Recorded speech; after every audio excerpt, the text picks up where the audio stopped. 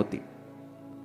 परमेश्वर ने आपको एक ऐसी स्पिरिट दी है और आपको अलग टाइम में बुलाया है, एक लेवल पर, एक कुर्सी तक जो आपके लिए सोची गई है वहां तक लेके जाने के लिए।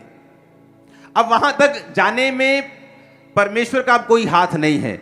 आपको वचन समझना पड़ेगा, आपको परमेश्वर के साथ समय व्यतीत करना पड़ेगा, आपको पवित्र टाइम में, अलग टाइम में रहना पड़ेगा, आपको परमेश्वर की योजना के नीचे रहना पड़ेगा, ताकि परमेश्वर डे बाय डे आपको तैयार कर सके और उस कुर्सी तक बिठा सके जो परमेश्वर ने आपके लिए सोची है।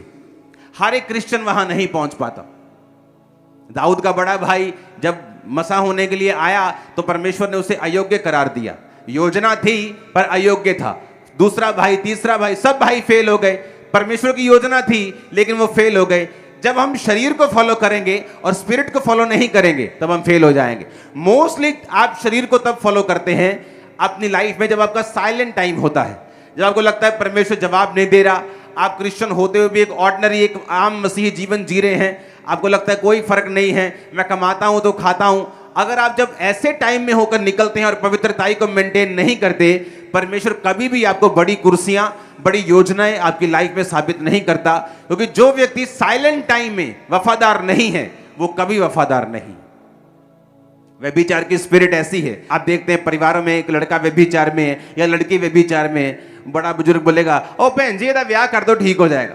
आप उसकी शादी कर भी देंगे, शादी के बाद भी वो व्यभिचार में होगा, क्योंकि व्यभिचार एक स्पिरिट है, एक स्पिरिट है, एक इविल स्पिरिट है।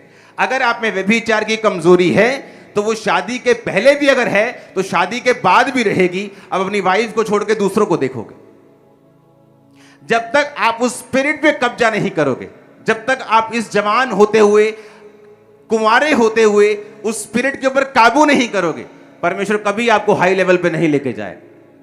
आपकी शरीर की इच्छाओं पर काबू, परमेश्वर के वचन के ऊपर विश्वास, उसके स्टैंडर्ड को ना छोड़ना, ये प्रूफ करेगा और परमेश्वर के लिए जलन रखना।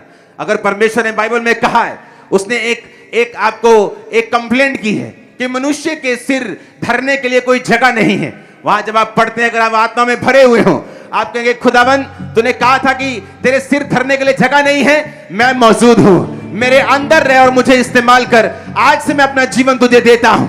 आप देखना कैसे खुदावन का आत्मा पे उतरता और काम करने शुरू करता है। आमीन। जहां वो कंप्लेंट कर रहा है